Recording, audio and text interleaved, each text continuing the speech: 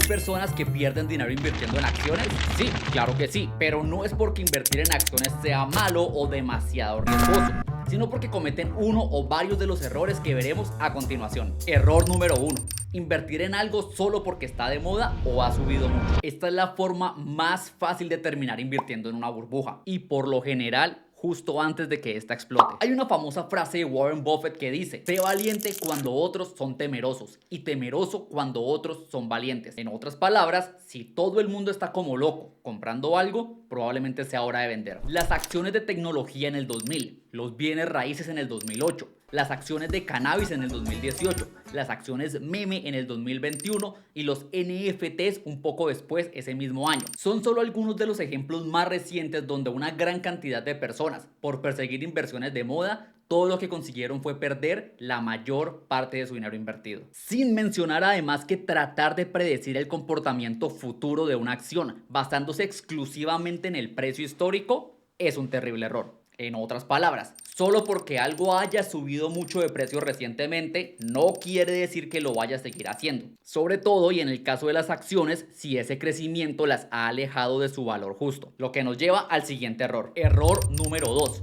No preguntarse cuánto vale y cuánto estoy pagando por esta empresa. Precio y valor no son lo mismo. Precio es lo que pagas, valor es lo que obtienes. Hagamos un ejercicio rápido. Si alguien te ofreciera un pequeño negocio que produce $1000 al año por un valor de $200,000, ¿lo comprarías? Probablemente no. Pensarías que hay que estar demasiado loco para comprar un negocio por 200 veces sus utilidades anuales. Bueno, cuando compramos acciones es exactamente igual. No estamos comprando un tiquete de lotería, estamos comprando una pequeña parte de un negocio. Y lo más lógico que toda persona debería preguntarse es: ¿cuánto produce este negocio? Para así poder calcular cuánto estarían dispuestos a pagar por él. La forma más fácil de revisar esto es con un indicador llamado P/E ratio, un indicador que se puede buscar en Google en menos de 10 segundos. Un indicador que estoy seguro que la mayoría de personas no revisaron cuando decidieron invertir en Tesla entre el 2020 y el 2021, cuando las acciones de esta empresa llegaron a tener un valor de hasta 1000 veces sus utilidades anuales. Viendo esto entenderán por qué nunca invertí en Tesla en esa época y por qué tampoco me sorprendió cuando los precios de sus acciones cayeron desde esos valores tan ridículos. Recuerden mi famosa frase: la clave de invertir exitosamente en acciones es comprar acciones de buenas empresas a buenos precios y manteniéndolas por varios años. Sí, incluso una buena acción puede ser una terrible inversión si la compras a un mal precio. Error número 3. Invertir en acciones de empresas zombie. Es decir, en acciones de empresas que año tras año, en vez de producir utilidades, producen pérdidas. Y no estoy hablando de pérdidas en la acción. Estoy hablando literalmente de empresas cuyas ventas no alcanzan a cubrir sus gastos, produciendo así pérdidas operativas. Lo que más me sorprende de este error es que la mayoría de personas lo cometen sin darse cuenta. Algo que noto cuando me preguntan: Juan, ¿qué opinas de esta acción? Y cuando la reviso les pregunto: ¿si sabes que es una empresa que lleva 5 años produciendo pérdidas operativas? Y me miran con cara de... Sí, a veces hasta me encuentro con que se trata de empresas que claramente van camino a la quiebra. Esto una vez más demuestra que muchas personas tratan sus inversiones como una lotería. Esto es algo que todo el mundo debería tener muy claro. Comprar acciones de una empresa sin analizar la empresa como tal no se considera invertir, se considera apostar. Y sí, al igual que con el casino, es probable que una u otra apuesta te salga bien, pero en el largo plazo no es una estrategia sostenible ni razonable para tu futuro financiero. No sobra aclarar que sí, es verdad que toda gran compañía antes de ser grande seguramente pasó por un periodo donde no era rentable y que teóricamente si pudiéramos identificar al próximo Google o al próximo Apple en esta etapa temprana, pues podríamos hacer mucho dinero invirtiendo ahí. El problema es que incluso entre profesionales esto es mucho más fácil decirlo que hacerlo. Piénsalo de esta forma: existen más de 334 millones de compañías en el mundo y solo 47 de ellas han logrado convertirse en megacompañías. Es decir, que la probabilidad de que encuentres la próxima mega compañía cuando esta aún es joven es del 0,00001%. Eso es casi lo mismo que jugar la lotería. Error número 4. Mezclar conceptos. Hace unos días me encontré a alguien en la calle que me dijo con bastante orgullo: Juan, estoy invirtiendo en una criptomoneda que ha caído un 80%, pero sigo firme con mis inversiones haciendo dollar cost averaging en ella.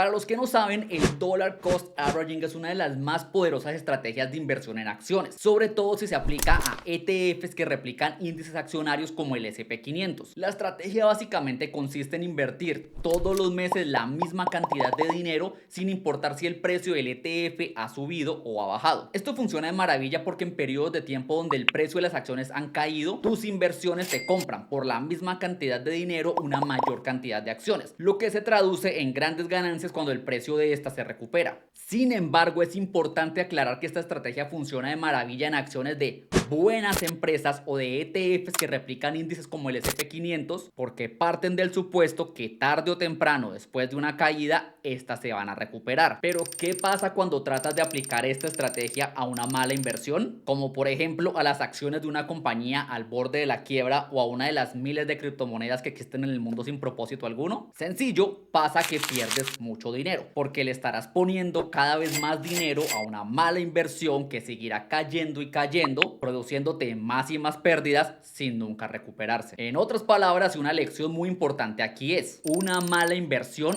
es una mala inversión.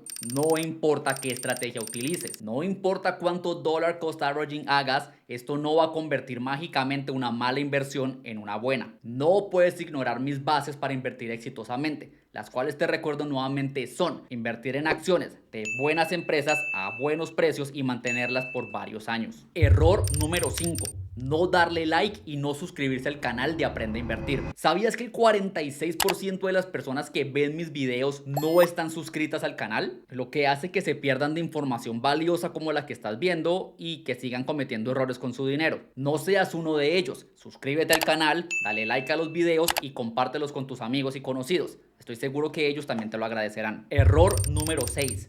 No tener claro el panorama de inversiones. Ustedes saben que amo las acciones, pero aún así cada que alguien me dice que quiere invertir dinero para un gasto que tiene dentro de un año, como por ejemplo, quiero invertir para mis vacaciones del próximo año, mi respuesta siempre es la misma: no inviertas en acciones entonces. Siempre me ha parecido muy curioso que a cualquier persona que le digas que te dibuje la gráfica de una acción, te dibuja algo así, una especie de zigzag con subidas y caídas que tiende a subir en el largo plazo. Lo curioso de esto es que a pesar de que todas las personas saben que las acciones se ven como un zigzag, cuando empiezan a invertir en ellas se comportan como si esperaran que estas crecieran en línea recta. Y de ahí vienen las típicas preguntas de: llevo 3 meses invirtiendo, ¿por qué estoy perdiendo dinero? O empecé a invertir hace un año y todavía no veo grandes ganancias. Sí, es que así funciona esto. Recordemos que la inversión en acciones de Estados Unidos ha sido la inversión más rentable por los últimos casi 100 años, pero como bien lo dibuja todo el mundo, suelen tener caídas en el corto plazo. No todas las semanas son positivas, ni todos los meses, ni todos los años. El 73% de los últimos 90 años han sido positivos y por eso las acciones son rentables en el largo plazo. Pero eso también implica que el 27% de los años no lo han sido. Es decir, si planeas invertir para tus vacaciones del próximo año,